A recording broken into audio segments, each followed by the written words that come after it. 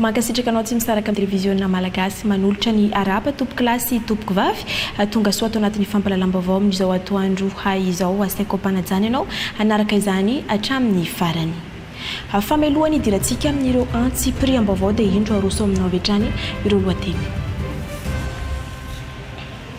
Mitombo isan'ny olona voany aretina tuberculose ao Antalaha. Asip-panamboarana ny tetezana telo mampifandray any Manambondro, Vangaindrandro sy ny Morotsiraka. Anisy namono tamin'ny fomba feno abibiana ny lefitry ny ben'ny tanàna Ambatsoa, distrika Ambohimasoa.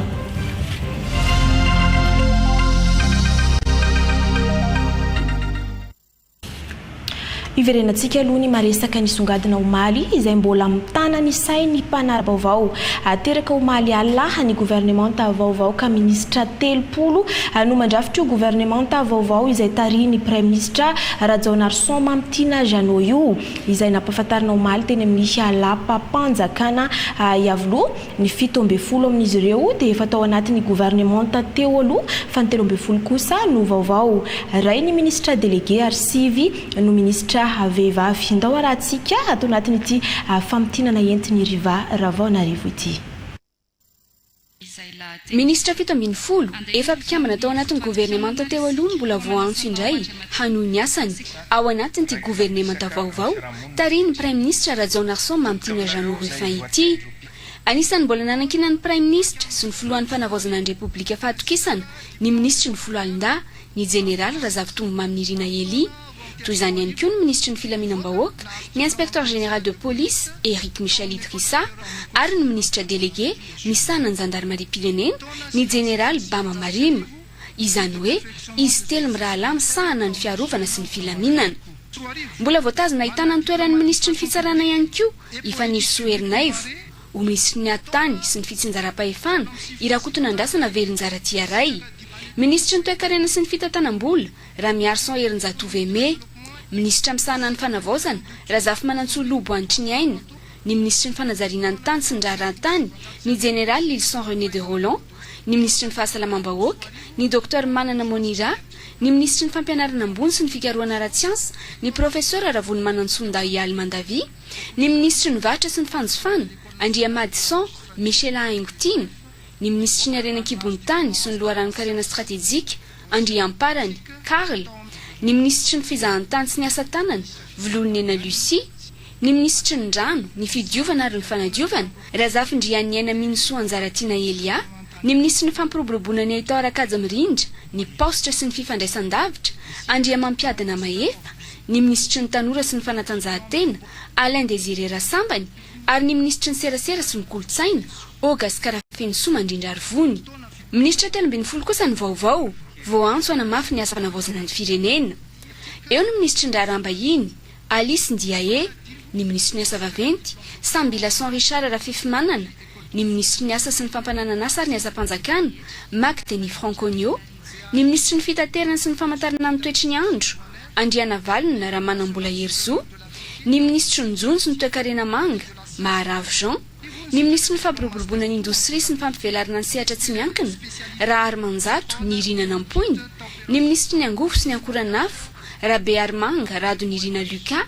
ny ministra ny tontolo iainana Nolave Lucaristide Andria Tsiala, ny ministra ny fanabeazam-pirenena Rajaonarison Sendra ny Irina, ny ministra ny fampianarana teknika sy ny fampiofanana arakasa Andria Mampandro Todsoa, ny ministra ny ponina sy ny firaisan-kina Rakotoniaina Voangany Irina Katia, ny ministra ny fambolena sy ny fahavitantena ara-tsakafo Gaeton Ramindo ary ny ministra ny fiompina Rina Nantenaina Andriany Menjanahary. Izy 30 menada ireo no nahafen'ny fepetra taorindro dingana misa efatra na ahafahana nanao ny fifantenana. Teo ny fijerena ny fahaiza-manao sy ny traikefa, teo ihany koa ny fanomezana toko sy fahamarinana ka ireo ministra tsirairay dia nanao soniny taratasy fiandraiketana na lettre d'engagement ka ao anatin'izany ny fanaovana fanambaram-pananana. Nanaovana fanadihadiana momba ny fitondran-tena ihany koa izy ireo, ary farany nisy ny fampiasana ny teknôlôjia vaovao polygraphe izay milina mpitsapa fahamarinana.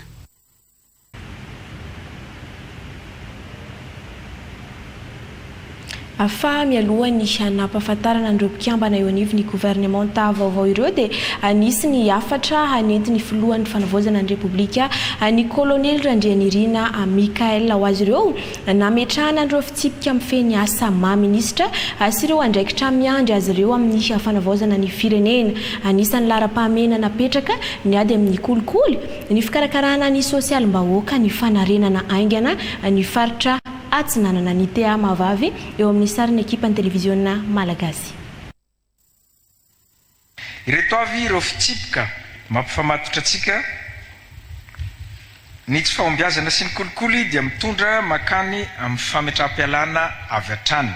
ankoatra ny fanenjehana araka ny lalàna velona. Takina aminareo ny fanaovana fanambaram-pananana mialohan'ny andraisanareo ny asanareo. Takina aminareo ny firaisam-po sy ny firaisan-kina amin'ny gouvernementa izay tarian'ny prime ministre. Averiko ombieny tsy nantsoina hikatsaka tombontsoa manokana na tombontsoa ny ankolafi-kery ny avianareo ianareo fa ny tombontsoam-bahoaka irery ihany. Ireto ny zavatra andrasan'ny malagasy avy aminareo. Ny fanohizana ireo ezaka mahakasika ireo sehatra miantoka ny andavanandro mpiaina ny vahoaka toy ny sakafo filana fototra, ny angovo, ny fandriam-pahalemana sy ny sisa. Ny fanohizana ireo paikady hoentina manarina aingana ny faritra Atsinanana. Ny fametrahana paikady ny torolalana hoenty miatrika sahady ny akonyady mampifanandrina ny Israely sy Iran. Ny fanatanterana amin'ny mpahamarinana sy faran'izay aingana indrindra ny politika mpanjakana miompana amin'ny fametrahana ireo fototry ny fanavaozana. Ny rosoana malaky amin'ny fikaonan-doham-pirenena izay vato fototra iaingany lalam-panorenana, ny lalam-pifidianana ary ny rafy mpiarahamonina. Ny fandraisana sy ny fampiarana ireo FDB voarakitra anatin'ny tatitra pahibe maso nataon'ny fitsarana momba ny kaonty mba hoenty manarina ireo tsy fahatomombanana misy amin'ny fitantanana ny vola sy ny fananam-panjakana, fa eo ihany koa ny amin'ny fanadiadiana sy ny fanenjehana ireo tompon'antoka tamin'ny fanodikodinam-bola mitentina 1,3 miliara ariary tamin'ny taona 2024. Tsara no mampahafantatra antsika fa efa nanivon'ny inspection générale de l'État io raha io ankehitriny. Efa nazo ny ordre de mission ireo hiasa ao anatin'ny 12 andro hafantarana ny marina amin'iny vola be da be very tamin'ny herintaona iny. Mariko hatrany fa ankoatra ny fanodikodinam-bola mpanjakana dia mipetraka ho vaindohan-draharaha ho an'ny fitondram-panjakana ny ady amin'ny kolikoly izay fototry ny fahatrana lalina eto Madagasikara. Tsy hijerena hitavan'olona izany no sady atao fampitandremana antsika rehetra. Arak'izany dia eo ampamaranana ny fanadiadiana mikasika ny fanodikodinam-bola mpanjakana mitentina 20 miliara ariary tao anatin'ny ray volana monja nataon'ny tompon'andraikitry ny Fonds souverain malagasy ny fitondram-panjakana amin'izao fotoana izao. Mikasika ireo savorovoro manodidina ny fifaninanana ara-panjakana idirana ao mpitsara kosa dia efa amperinasa ny braomaleo tena misanany kolikoly hivoaka tsy hoe latoato ny fitaterana mikasika an'izany kolikoly nisy tao anatin'izany fifaninanana izany. Tsara tsindrina ihany koa fa hojerena manokana ny fifantenana ireo tompon'andraiky mpanjakana ambony rehetra eo anivon'ny sampandra-ra-mpanjakana dia ny établissement public izany. Eto ampamaranana dia tsara ny manindry fa saropiary loatra metahita-bahoaka sy ny tombontsoa ambonin'ny firenena izay satria izany no antony joronay sy mbola ijoronay ary matimatesanay hatrany. Ka noho izany dia tsy handefitra itsony ny fitondram-panjakana manoloana ireo fambolena korotana sy fampisaraham-bazana ny samy malagasy. Hijoro hatrany ho an'ny tanindrazana iombonana zahay ka hampanaja ny lalàna velona misy eto amin'ny tany sy ny firenena. Ankoatr'izay androany maraina no nanainga hiazo ny Malabo renivohitry Guinée Équatoriale ny filohan'ny fanavaozana ny Repoblika ny Madagasikara ny kolonely Randrianirina Mikael. Fitadiavam-baolana manoloana ny saziny Madagasikara eo anivon'ny vondrona afrikana no tena fototry ny dia raha ny fanazavany filohan'ny fanavaozana teo am-piangana teny amin'ny seranam-piaramanidina iray sampirenena ivato rahantsika ny fanampanazavany. Ny tena mitondry voalohany moa zany dia le tokony nanatrika ny fihaonana ino moa zany fihaonana tampony sommet ny ACP amin'ny 28 zao any Malabo fa noho ny mahazava-dehibe ny 7 mars eto Madagasikara dia tsy afaka hiandry an'izay ihany ny tenako dia nangataka fihaonana an-tampony ihany koa amin'ny filohan'ny Guinée équatoriale dia Androany Tolakandro ny tokony hihaonana amin'ny rahalahy izay fihaonana tafiditra amin'lefa teneniko mbianimbiany foana hoe fitetezana an'ireo namana filoha afrikana mba ahafahantsika mifampiresaka momba ny sazy izay mbola mahazo an'i Madagasikara ao amin'ny Union africaine zay tsy afaka manatrika ny réunion na fihaonana eo anivony Union africaine zay zavatra zay no antony androany amin'ny volana ambony mbola misy filoha afrikana hafa ihany koa izay mbola hovonjena mba ahafahantsika manalefaka zany sazy.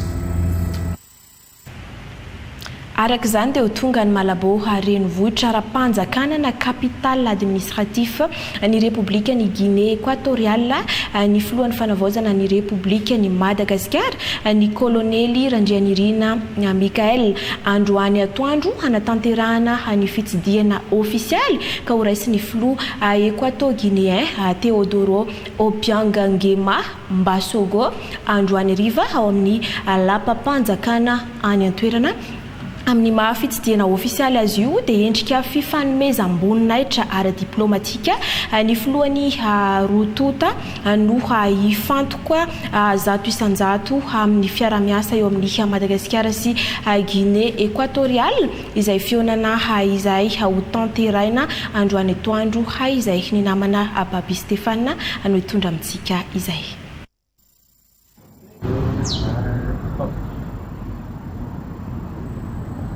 Guinée équatoriale firenena anisan'ny kely indrindra aty amin'ny ilany andrefan'ny Afrika saingy lehibe sy matanjaka kosa eo amin'ny lafiny ara-toe-karena eto Malabo renivohitra ara-panjakana na hoe capitale administratif ny Guinée équatoriale no misy atsika amin'izao fotoana izao izay andraisan'ny filoha aty atoerana ny filohan'ny Guinée équatoriale ny filohantsika filohan'ny fanavaozana malagasy dia ny colonel Randrianirina Mikael izay anatanteraka fitsidiana ofisialy anty atoerana afaka ora vitsy no giadona ny fiaramanidina hitondra ny filohan'ny fanavaozana izay hoarantsika eto ihany ny izay fahatongavana izay fa raha horesahana fohifohy ny antondidy araka ny lazaina teo dia fitsidiana ofisialy izy zany hoe fomba fifanajana ara-diplomatika sy fifandraisana ihany koa amin'ny firenena rotota raha ny ara-tantara mantsy dia mbola tsy nisy mihitsy zany hoe fifandraisana ara-diplomatika zay eo amin'ny firenena rotota ka izao fotoana izao zany no ahafahana mametraka izay fifandraisana izay raha ny eo amin'ny lafiny ara-toe-karena ohatra dia anisan'ireo modely ara-toe-karena aty amin'ny ilany andrefan'ny Afrika izany Guinée équatoriale zany raha ny fananan'izy ireo ny ny pétrole ohatra dia anisan'ny mampatanjaka n'izany Guinée équatoriale zany eo ihany koa ny fananany serana tsambo izay anisan'ny goavana ihany koa aty amin'ny ilany andrefan'ny Afrika satria dia misokatra amin'ny ranomasimbe Atlantika i Madagasikara raha teo ihany koa moa dia manana ny serana tsambo iraisam-pirenena ao Tomasina izay misokatra amin'ny ranomasimbe Indiana ka antenaina ny siny izay fiara-miasa zay mba ampivoatra ny tontolon'ny varotra iraisam-pirenena maro lafy ny fiara-miasa azon'ny Madagasikara iarahana amin'ny Guinée équatoriale ka ao anatin'ny dinidinika izay iarahan'ny filoha rotota amin'ny tolakandro moa zany anoany amin'ny 5 ora ariva any dia isy ny fihaonana eo amin'ny filoha rotota ka aorian'izay dia anao fanambarana iombonan'izy ireo na point de presse araka ny filazazy moa zany dia aorian'izay ny ahafantarantsika hoe inona daholo ireo sehatra fitorana izay hoe fiara-miasa eo amin'ny firenena rotota izay raha fitinana fohifohy zany ny fandaharam-potoana amin'ity anio ity dia amin'ny 2 ora tolakandro aty Malabo zany hoe amin'ny 3 ora any Madagasikara no higadona eto Madagasikara ny filohan'ny fanavaozana amin'ny 5 ora ariva kosa zany hoe amin'ny 7 ora ariva any Madagasikara no iroso ao anatin'izay hoe fitsidiana ofisialy zay na ny dinidinika eo amin'ny filoha rotota aorian'ny fihaonana moa dia isy ny valandresaka amin'ny mpanao gazety izay ho ataony ny filorotota ary itoy amin'ilay antsoina hoe banquet na fiaraha-misakafo ofisialy ny fitsidiana izay fomba fanao ara-diplomatika ihany koa moa izay zavatra izay aorinan'izay zany hoe any amin'ny 7 ora alina tia Malaboa dia iona amin'ireo malagasy miasa simonina tia Guinée équatoriale ny filohan'ny fanavaozana Randrianirina Mikael. Ankasitratsika namana Hababy Stéphane fa mbola hoentina aminao eto amin'ny fampalalam-baovao ihany izay niako ny dian'ny filohan'ny fanavaozana ny Repoblika izay ao anatin'ny vaovao an-tsary ariva fa avelantsika eo ny makasika ireo vaovao politika fa hiditra lafim-baovao hafa isika nampahafantarina tamin'ny mpitondra sy ireo manam-pahefana ary vahoaka taon'Osbe ilay sambo postaly ny postra malagasy izay asa sy ampifandray ny Nosbelville sy Ankify ny fampiasana ny sambo postaly dia anambora sy anala fahasahiranana ny mponina ary anomezana asa eny fotony Bebelbetombo solotenanay Anosbe. Tetikasa andesiny postra malagasy hagnatsaragna ny tolotra fandifasagna ndraiky fitateragna ho an'ny vahoaka ka dingana maventy eo amin'ny fampandrosoagna ny servisy postal ity. Fiaraha-misalahy, fiaraha-mitsangana mba hitondra fampandrosoa tsy ho anivon'ny faritra ihany fa indrindra eo anivon'ny ministera, eo anivon'ny fitondram-panjakana. Fisehoana izay sambo postal izay dia efa tafiditra ao anatin'ny PRD na ny plan national de développement ny faritra fanatsarana ny faritra Ranomasina fa indrindra eo amin'ny fitaterana. Ity sambo postal ity dia natao hanamarika dingana vaovao eo amin'ny fanitarana sy fanavaozana ny tolotra omeny postra malagasy. Tonga eto izahay anomeny tsara indrindra avy aminay anamora ny filan'ny vahoaka satria ianareo tokoa no antokisinay. Manasa antsika rehetra tompoko mba hanjifa izany vokatra atolotra ny postra malagasy izany satria dia tsy mihena mita amin'ny vitan'ny hafa ny vitan'ny postra malagasy. Nambaran'ireo tompon'andraikitra samihafa nandritra ny lanonana teto fa agnisan'ny singa manandanja amin'ny fanatsarana ny tolotra ho an'ny vahoaka. Faly dia faly atsika mandray anjara amin'ny fampandrosoana ny firenenantsika ka raha misy ny fanomezan-tagnana dia miara-mientana ny vahoaka ray manontolo hanampy ny postra malagasy ary atoky anareo tanteraka amin'ny endriny servisy rehetra izay atolotronareo zahay. Tsy vitany hoe manamora ny fifanakalozana amin'ny alalan'ny postra fotsiny izy ity fa magnampy ihany koa amin'ny fampifandraisana ny faritra sy ny fampandrosoana ara-toekarena aty ifoto. Andao iresaka vaovao ny fanabeazana vetivety atao amin'ny distrikany Antsoy no najoro ny sindikany mpanabe mitafa na mivondrona iray ho an'ny tanjona fanabeazana ho an'ny faritra Sofia izay fa notariny filoha nasionaly ho fampisitrahana ny zony mpanabe sy ho fanatsarana ny kalitaony fanabeazana Anisha Ramiarbelo sy Roland Solomandimby.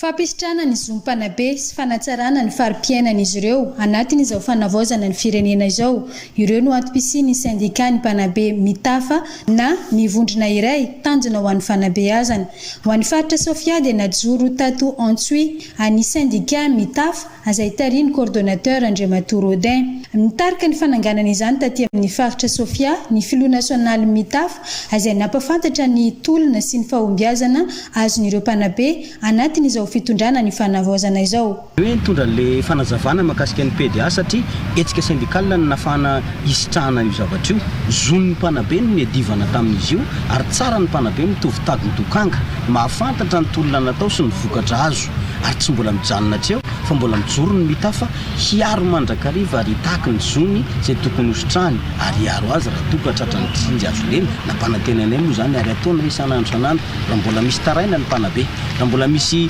toloko na zavatra mararaka ambarany dia eo mandrakariva ny mitafa ary tsy koso masomena manoloana ireny toejavatra ireny. Ny any andrasana zany sisa dia ny firotrahan'ilay vola indemnité de logement sy ny indemnité de gré ao anatin'ny compte de caisse izay efa mandeha ny traitement. Nanome toky ireo mpanabe amin'ny fanatanterana ny asa fanabeazana ho tombontsoa ny zaza malagasy amin'ny fanatsarana ny kalitaony fanabeazana omena azy ireo.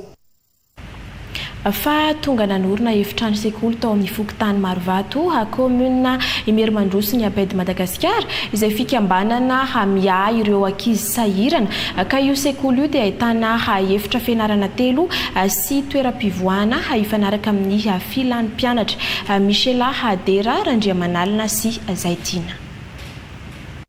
Efa tany amin'ny taona 2027 no niorenan'ireto efitrano sekoly efa hita fatranainy eto amin'ny EPP Marovato commune Mermandroso district Ambatondrazaka tsy nisy fanamboarana sy fanavaozana avy amin'ny herim-pon'ny fokon'olona sy ny ray aman-dreny no nahavitana azy. Sahirana amin'ny mpianatra kilasy 2 no miara-mianatra eto noho ny ezaka nataon'ireo zanaka pelezana sy ireo vatina sonotry ny tany dia nahazo famatsim-bola avy amin'ny Abed International avy any Almanina amin'ny alalan'ny Abed Madagasikara ity EPP eto Marovato ity koa napetraka ny vato fehizoro fanamboarana ny asa araka izao fanazavan'ny filohan'ny Abed Madagasikara izao.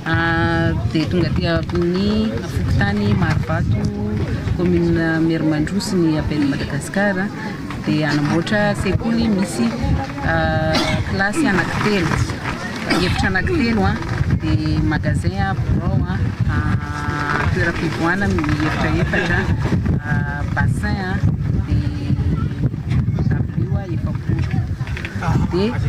mandritry ny volana ny fepitaona anaovana izay foto-drafitrasa izay sekoly faharoa ambin'ny folo vita eto Madagasikara fa 5 eto amin'ny faritra Lotra Mangoro ity sekoly eto amin'ny EPP Marovato Mermandroso ity mamahany olan'ny sekoly izay manana efitrano sekoly tranainy sy efa simba. Ny zavatra hita dia mitombo ny mpianatra anatin'ny sekoly ohatra hoe ilay sekoly tranainy vita reny dia hita fa mazoto ny ray aman-dreny mpianatra an'ilay sekoly satria mitombo ny lakilasy tsy tsoatran'ilay taloha araka ny natsapany ray aman-dreny anazy hoe mitambatra ny T1 sy ny T2 fa mahazo aina zany ilay mpianatra dia mitombo ny mpianatra ao amin'ilay sekoly. Ny targetra ny Abed Madagasikara moa dia manampy sy miahy ny ankizy avy amin'ny fianakaviana sahirana ka ny fanamboarana ny sekoly no hita vahaolana ampitombona ny ankizy miditra an-dakilasy. Alafiny fahasalamana tsy mitsamby ny olona avony aretina tuberculose ao Antala ka no amafisina ny fanentanana amin'ny tokony anatonana tobim-pahasalamana nisy ihany koa ny hetsika fanamariana ny andro iraisam-pirenena iadina amin'ny aretina tuberculose tao Antala Priska Calvao sy Brion Judikael. Magnodidina ny zato isan-taona ny olo voatily fa mitondra ny tsimokaretina Bacille de Kock ato anatin'ny district Antala. Io no antotanisa navoaka ny tompon'andraikitra misahana ny aretina tuberculose eto amin'ny CHRD2 ny Antala nandritra ny hetsika fanamariana ny andro eran-tany iadiana amin'io aretina io.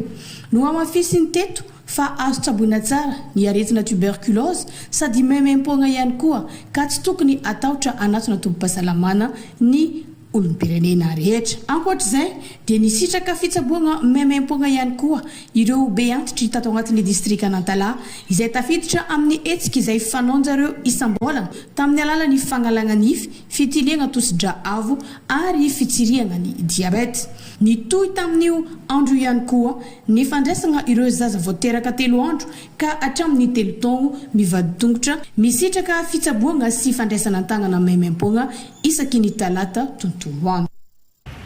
Alfa efa oray volana izay no tonga teto Madagasikara ny vaksiny miaro amin'ny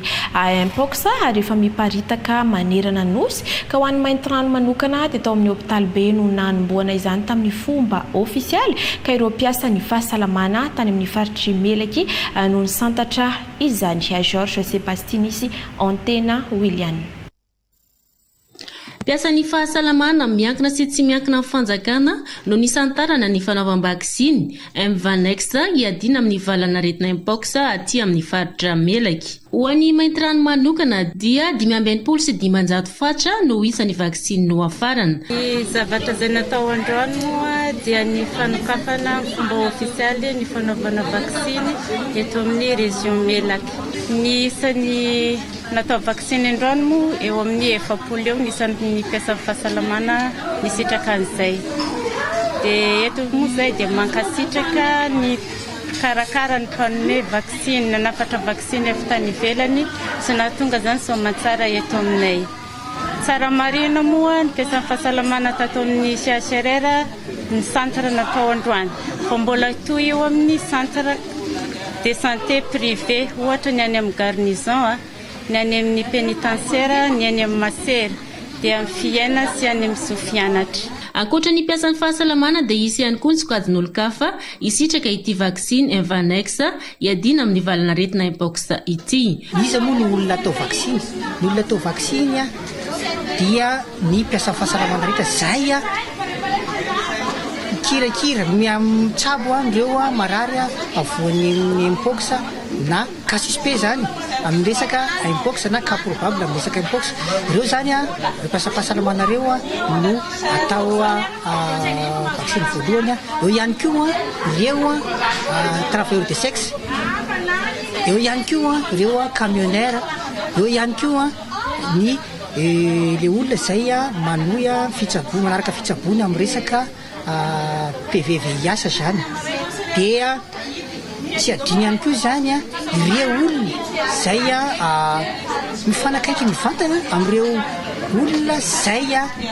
cas positif zany tamin'ity mpox ity. Ireo rehetrarehetra ireo zany no atao amin'izao andihany voalohany zao fa kosa aorian'izao dia hanafatra vaksinetsika atao amin'ny région Melaka ho an'ny olona ivelan'izay sokajin'olona voalaza teo rehetrarehetra izay. Andiany voalohany ihany moa no natao teto anivon'ny CHRR ity fa mbola ho avy ihany koa ny andiany manaraka ho fisorohana trano ny fiparitany valanaretina mpox ato amin'ny faritra Melaky. Ivatika lafim-baovao afa-tanteraka isika ho any amin'ny distrikany Vangaindrano. Telo amin'ireo tetezana enina mampifandray ny renivohitry ny commune Manambondro sy ny morontsiraka izay toerana fitsangatsanganana sy anjonoany ampiandriaka no sy mpanarenana. Sahirana ireo olona mampiasa ny lalana ka hoezahana vitaina alohan'ny fetin'ny Pasika ireo tetezana ireo. Isan'ny koa ny fiaramientany fokon'olona sy ny ben'ny tanànany Manambondro Aboto Journée Argent sy sambatra arfe. Anana toerana azo isangasanganana raha ny commune Manambondro noho ny fananany moron-dranomasina izay voaravaka na dia sy mbola nisy fanajariana misy alokaloka azo ipetrahana sara fa ny lalana ny olana indrindra fa ny fahasombany tetezana maromaro ka ho fanomezana fahafapo ny rehetra misangasanganana ny alasen'ny Pasika dia hiroso amin'ny fanambarana izany ny fokon'olona sy ny aben'ny tanàna. Misy tetezana eo amin'ny enina eo zany izay tsy maintsy apitaina mba tongavany any amin'ny moron-dranomasina izay. Ka ny telo aminazy ireo tena potika tanteraka ka nanapa-kevitra zany ny ekipa rehetra fa andeha hiara entina miaraka amin'ny andrafolo dia mitondra ny anjara biriky ny commune dia mitondra ny manandrify azy ihany koa ny fokon'olona mamoaka planche roa isaky ny trano be izay ahitana trano be 470 eto Manambondro dia dikan'izay any amin'ny 720 am'zato planche dia iny zany no entina anatanterahana ny rehetrarehetra tena antsitrapo tanteraka. Raha nena eo amin'ny commune zany dia any amin'ny fanamorana ny fividianany fitaovana toy ny fer izany ny fantsika. Ankoatra ny mahatoerana mpisangasanganana azy dia saika aty avy no filaniny ho an'ny mponiny ny Manambondro amin'ny andavanandro. Ny zava-dehibe azy dia anisan'ny mamasy laokanay agny Ambato ary koa tetezany mampitohy ny lalana mandeha amin'ny fahasandrazanay Manambondro. Ny ala aty moron-dranomasina ity ihany koa no miantoka ny fanambarana ny trano rehetra eto amin'ny tampon-tanànany Manambondro ka zava-dehibe amin'ireo mponina ny fahavitana ity lalana indrindra ireo tetezana sy mba ireo. Raha izay ny tany Vangaindrano dia miezaka manao izay vita mahana ny olana tena goavana matetika miverimberina ny mponina any ambanivohitry Fenarivo Atsinanana. Efa manomboka mandray andraikitra amin'ny lafiny fampandrosoana ny tanàna amin'izao fotoana izao. Raha ny asa fanamboarana ny tetezana lehibe ao Antanambao 2 no resahana. Fifanomezan-tanana eo amin'ny mponina sy ny mpitondra moa no ahafahana manao ny asa. Abel Benjamin. Ity ny tetezana lehibe indrindra raha mbola manodidina eto. Fotodrafitrasa govana ihany koa izy ato anatin'ny commune Ampasina Mangory. Ezaky ny fokon'olona ato anatin'ny fokotany Antanambao 2 no hanaovana azy ity. dimampolo sy fitonjato-tolona mpandoa didy no miara-misalay amin'ny fanatanterahana ny asa. Marara loatra amin'ny mponina manodidina eto ny mandregnala rehefa taramonjy ka tratrarano be. Tsy afaka mianatra ihany koa ny zaza noho ny tsy fisian'ny tetezana. Any ampitan-drano rahateo ny fotom-pivelomany toy ny tanimbary, volo sy ny sisa hatramin'ny biby fiompy. Agnisan'ny zava-dehibe amin'ny fiainan'ny vahoaka amin'ny tantanam-boadeka eto ny fahavitany izy to raha misy zegny ny fahavitany satria betsaka zegny ny jalin'olo raha indrindrandrindra zegny amin'ny fotoagnany fahaora satria ny betsaka be zegny ny atiala akagny de lasa tafandragna atiala zegny ny ankamaroany raha tratrany ranobe. De ake koa zegny ny kianja misy kianja filalaovam-bolagna akato efa nagnomia simagna 2 tonnes zao i député-ndro Cristalcom tamin'ny to fagnamboaragna tetezagna to. Ya zegny ny zavatra fa nomeny. Nefa zegny efa nisy koa zegny mo ny tanterahan'ny vahoaka nefa mbola lavitra koa zegny ny ezaka de agnisan'ny mbola asa loha lehibe ho an'ny vahoaka aketo mo zegny ezaka zegny ka de mbola mangataka eraka an'izay ho tratra zegny no mbola angatahany. Ankoatran'ny sipepeka nataon'ireo mpandoa didy voalaza etsy ambony io dia nanolotra aombray namidy nentina nanaovana ny tetezana ty ihany koa ny tanora teto amin'ny fokotany Antanambode ity. Ray taona na simenitra kosa no natolotry ny solombavamboaka André Cristalcom. Ankehitriny dia mbola sy vita ny asa. Zay ny makasika ny fanankalaza ny andro iraisam-pirenena ho an'ny ala ny fitaliavam-patry ny tontolo iainana sy ny fandrosoana halovain-jafy tany amin'ny faritra fitovinany fambolena zanakazo teny amin'ny sisin-dranomasina atao amin'ny fokotany Manakarabe no nanamariana izany ny ekipan'ny televiziona malagasy ao Manakara. Ho fiarovana ny morontsiraka ny sisin-dranomasina eto Manakarabe dia fambolena zanakazo filao miisa 400 fototra no nisafidina nanamarina ny fankalazana ny andro iraisam-pirenena ho an'ny ala teto Manakara renivohitsy ny faritra fitovinany hetsika ny kakarany fitalavam-pary sy ny tontolo iainana sy ny fandrosoana lovain-jafy aty an-toerana nanentanana ihany koa ny fokon'olona eny Manakarabe sy ireo mpanamboatra charbon ny fanometanana tamin'ny fambolekazo sady hanaramaso ny hazo ny volena mba tsy ho simbain'ny omby izay hita fa amin'ny renireny eny an-toerana. International ny forêt androany de nanamarika zay ety amin'ny traite ny fitovinany nanokana andro amboly hazo safidy nanokana misy ny atian'nytsiraka satria efa masapa zahay fa efa en danger zany tiky morotsiraka Manakara ty zay misy ny nanokanana hoe atao ny amboly filao aty amin'ny morotsiraka Manakara. Ny thème masika amty moa zany lo hevitra entina kalazana azy amty de hoe ny ala sy ny toekarena amizay sika amty morotsiraka aty dia be ny ala simba raha nisy filao besaka teto taloha 4 rangées izy taloha amizao izy zara raha hoisy 2 rangées de noe zana zany safidina ty toerana aty mba ho arenina zay araka voalazana tale teo ho arenina de ho ampandraisina anjara koa ny sitraky anjany ala zany. Miaro ny tany tsy ho ka ho niriaka izao hetsika fambolekazo izao ka manentana ny rehetsa amboly hazo mba ho fitsinjovana ny hoavin'ny taranaka faramandimby.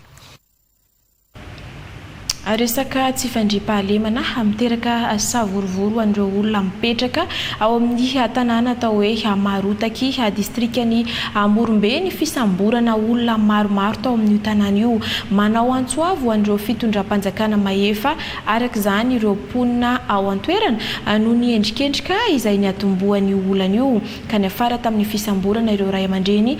sy ny fandrobana ny fitaovam-pambolena miampy ny fananan'ireo pamboly Joachim Ambroise sy Razafy Sambatra Dieudonné. Olona 70 no voaroiroy amin'ny vakitrano tao Morombe volana maromaro lasa izay rangaibe 17 taona ny iray ary vehivavy manano tena efa nahazo taona niaraka ny samborana amin'izy ireo tao amin'ny fokotany atao hoe Marotaky distrikany Morombe. Tranga noforon'ireo andian'olona no nahatonga izao fisamborana izao tamin'ny alalan'ny famoronana fanarahandia sy marim-pototra raha ny filazan'ny tompo tanàna sy ny havany voasambotra. Ao Morombe lany vakitragno agny nandalo ankidy ao tsy nandesindrozy ankidy eo nandalo ao belitsaky mangolo volo nandalo asosa tsy nandesindrozy asosa avy avao rozy avy taminay tetoa hoe tragnonay vaky ray morombe bako amin'izay alignandro n'olo rozy omboka rozy namory hevitsy manakolo le kabary zao amitsy ataotsika ombo raha fa misy vazandrozy gnatao mendriko ny avy amin'izao mabazandro tsika kisaky tinotsaka vaza reo amin'izay zay olo ray vinangovango amin'izao rô vakivaky aby gny lohan'ny anakay vinango koa anakay raiky vinango ato amin'izao fa taon'ilay rinavakindrozy ôly fa raha taon'izy dahalo kanetsy dahalo aya koa olo dahalo zao tsy pitsagna legny fa pitsahany tanà etoa ka ino amin'izay zay fitafitandrozy nzao ray ndao nareo ty natandrozy amasoandro amin'izay olonay regny zay niziriziry ny masonao da regny voatery amin'izao nao da regny nirinoakindrozy mbeo na ondraondroandrozy la agnaty tobilagny la toy rahay la mpamalaky madididinga avao tavela etoa mandritsy lavoloa araka izany ireo mponina eto marotaky no nitsindry hazo lena ataon'olombitsy azy ireo anakina madididinga to ndesinay agnala ndesinay mirzay akarana menamena toa olo reto fa ginadrandrozy tamin'ny voalohany mikasika ny tany toy avao fa misy maty raiky manan-koe feo lany matindrozy ampirizoagny ginadrandrozy amin'ny tany toy avao zao raha tenendrozy lialia ataondrozy rava baka sosagna baka morombe rava toy zao olo limy moa nagnaia olo le olo efatsio nagnaia olo raiky avao mitsapaka amindre nala roy egny ka amonjegna an-tanà toy atoy tsy niagno an-tanà eto mitsapaka agnala roy velotaraina amin'ireo manam-pahefana isan'ambaratonga ny araka izany ireo to vahoaka ireto mba hijerena ity raharaha ity fa mbola misy ireo tsy maty manonta afahatra tehaka ny gendarmerie amin'ny Pyrénées ao Saint-Fily Toliara ireo jiolahy namono nafaty ilay vehivavy mpivarotra ao Saint-Fily izay mipetraka ao amin'ny commune Betsinjaky Toliara faharoa Bianca Stanisy Julien Andrianambiny. Jiolahy miisa 3 sy vehivavy iray no tratra taorian'ny fanadiadiana sy ny velam-pandrika nataon'ny zandary ao amin'ny sampam-pikaroana eloka bevava ao Saint-Fily eto Toliara makasika ny vonoan'olona izay nitranga tao amin'ny commune ny Betsinjaka distrika ny Toliara faharoa. Ratsaivina dia vehivavy iray avy nivarotra hody no norobainy ireto jiolahy ireto ka lasan'izy ireo tamin'izany ny vola sy ny entana ary ny firavaka teny amin'ity farany izay niafara tamin'ny fihetsika feno habibiana namonoana azy. Io ramatoa moa zany dia efa mpivezivezy eo foana satria mpivarotra aty Saint-Fily Toliara izy io dia mandeha mody eny Betsinjaka distrika Toliara faharoa dia tsy karotsy olona zay zavatra zay dia misy ny manararaotra fa eritreretina fa mitondra volabe dia nisy andehan-jolahy nanafika azy. Ny gendarmerie manko dia manakaiky ny vahoaka foana ary miezaka koa mamaha ny zavatra misy indrindraindrindra izahay dia mifanampy amin'ny samy zandaro mba hapisy ny fandriam-pahalemana baka hatrany fotony sy ho tsapany vahoaka izay moa fa teny filamatra koa eto aminay eto anivony fari-padidian'ny gendarmerie ato anatin'ny faritany Toliara dia ny atsapany vahoaka nzay ka ny asanay ato amin'ny sampam-pikarohana dia mifanampy amin'ny samy zandaro rehetrarehetra koa amin'ny fikarohana izay ratsy mba tsy mipetraka fotsiny na ho afamaina zareo amin'ny asa ratsy ataony ary ampidirina ao anatin'ny sainy zareo fa raha misy ny asa ratsy ataonao dia manaraka anao eny akaiky eny foana zay ary tsy maintsy ataony hatratrarana anao. Marina moa fa tamin'ny alalany fampiasana ny finday izay norobaina tamin'ny fisakanana io no natratrarana ireto navandoza ireto aorian'ny fanadiadiana dia atolotra ny fitsarana ny raharaha. Ambola ijanona ao Toliara ihany isika tonga ao Toliara ireo teknisiana avy ao ministera ny atany sy ny fitsinjaram-pahefana anofana ireo avy ao amin'ny distrika sivy mandrafitra ny faritra Atsimo andrefana raha ny distrika ny Manja kosa ny avy ao amin'ny prefecture ny Menabe fanofanana mikasika ny karapanondro biometrika no atrehan'ireto teknisiana ireto ao anatin'ny andro maromaro ka naparitaka izany any amin'ny distrika ny Aviniavy rehefa vita ny fiofanana Joachim Amboise. tanjona napetraky ny fitondram-panjakana amin'ny alalan'ny ministera ny atany sy ny fitsinjaram-pahefana ny hofanatsarana ny fitantananjara-panjakana na ny administration de l'État. Ohatra amin'izany ny fanamboarana ny karapanondro pirenena nomerika ho an'ny olom-pirenena mananjo. Ny faritra Atsimo andrefana no mandray ireto ekipa avy amin'ny ministera hanofana ireo teknisianina isaky ny distrika hanatanteraka io tetikasa ny fitondram-panjakana io. Fatonga politika ny kit d'enrôlement électrique ho an'ny préfecture ny Toliara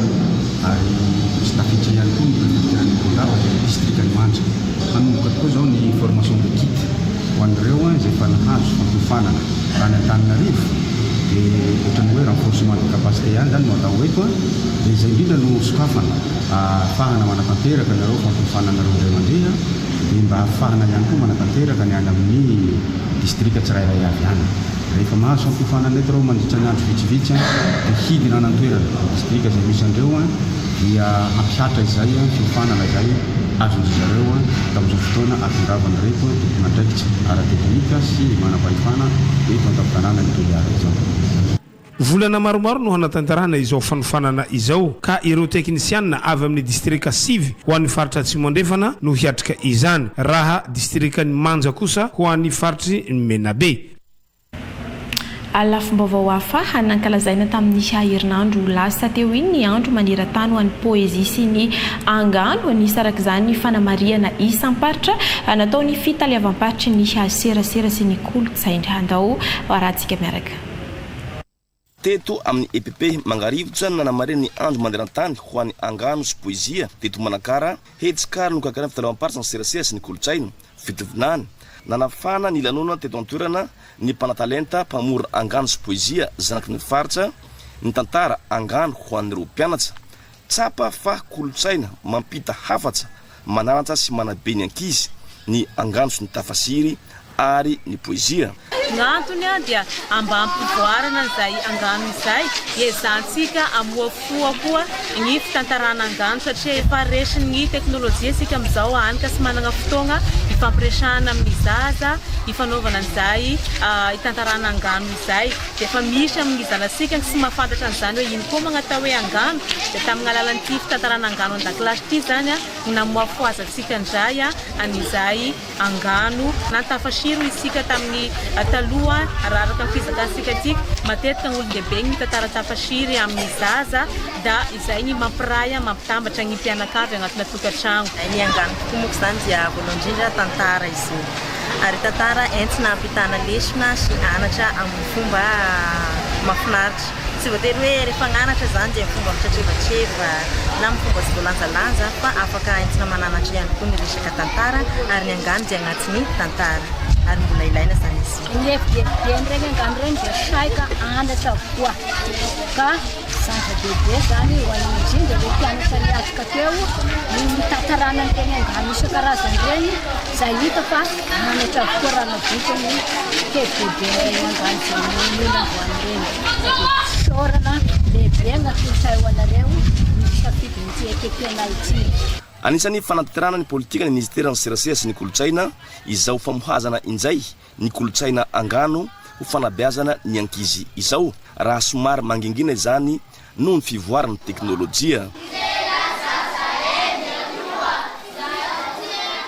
Ankalazaina isan-taona ny faha-raika amby roapolo ny volana Martsa ny andro maneran-tany ho an'ny poezia hetsika fifaninanana tononkalo ho an'ny daholobe niompana tamin'ny tontolo iainana sy ny fampisehoana ireo natiora izay mandrafitra ny faritra Menabe no nanamaria ny fitaliavam-paritry ny serasera sy ny kolontsaina Menabe izany. Ny kanto mitahiry ny natiora io no lohahevitra no finidy tamin'izany. Ny fantoka bebe kokoa amin'ny resaka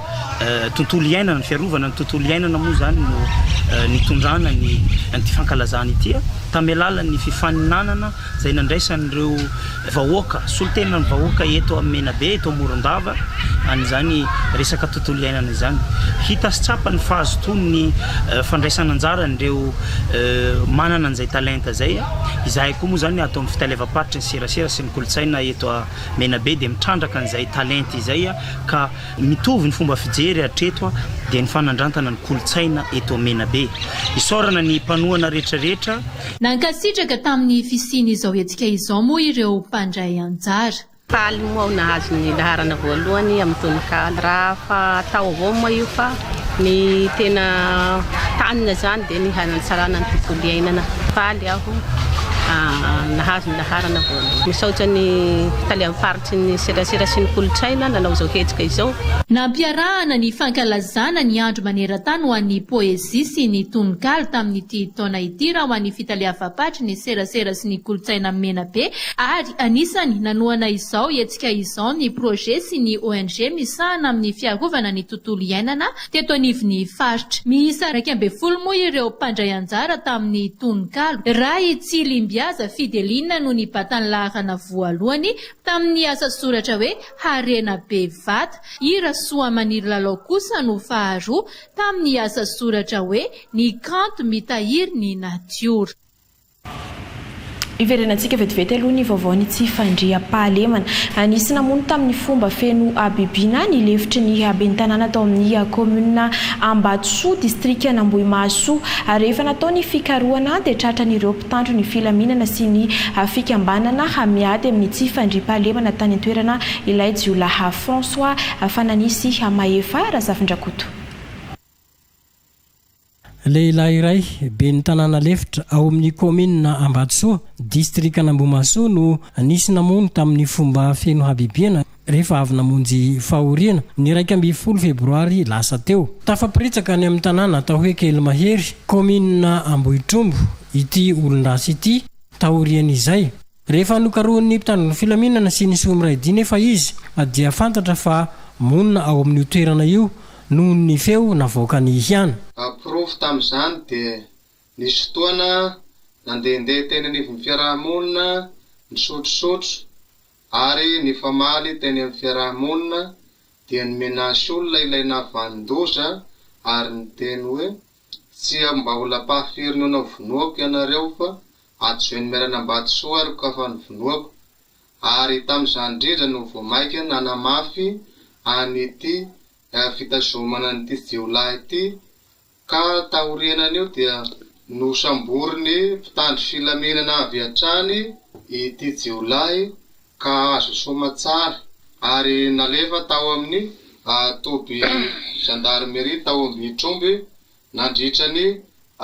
herinandro mahery. Nanao ny ezaka ny somiraidi taty fotony hakana azy tany amin'ny faritra Tsoromandidy. Ka kehitriny dia tonga ao amin'ny toby zanapatry ny gendarmerie Vohiposa ny Jiolaha izay navandoza namono ny toby Clara Zafremont izay atsoiny miarana Ambatsoa. Nilaza izy fa nitondra basy izay hoetiny niaraka nagnambagnany an'ireo namany tamin'ny famonoana ny toby Clara Zafremont io ary dia niay koa izy fa nisy olona nanarama ary tahorianan'ny fanekeny ny toetra raha dia nandeha nanao siritere fotony nanorotoro ny toerana izay namonoany ny toby Clara Zafremont miaraka amin'ireo mpitandro filaminana ary maro ny fiarahamonina sy vahoaka manodidina nahita izany. Ka kehitriny dia manao antsoavo nareo tompon'andraikitra sy nambaratongany samy handray tanana sy hijery akaiky atsika isana ambaratongany hanahatrany amin'ny filohan'ny fanavaozana izany satria tena mizaly izay fianakaviana. Voatazona ao amin'ny tobin'ny gendarmerie pirenena ao Vohiposa moa ity voalaza fa nahafaty ny ben'ny tanàna lefitra ao amin'ny commune Ambatsoa ity miandry ny fotoam-pitsarana azy. Tompoko lasy tompoko vavy tapitra ny haora ny fampalalambavao tamin'izao atoandro izao ankasitrana ianao tany atokantrano nanaraka izany hatramin'ny farany ankasitrana ihany koa ireo ekipa rehetra niara-ny salata amin'ny fanatotosana ny fampalalambavao manome fotoananao manaraka indray veloma tompoko.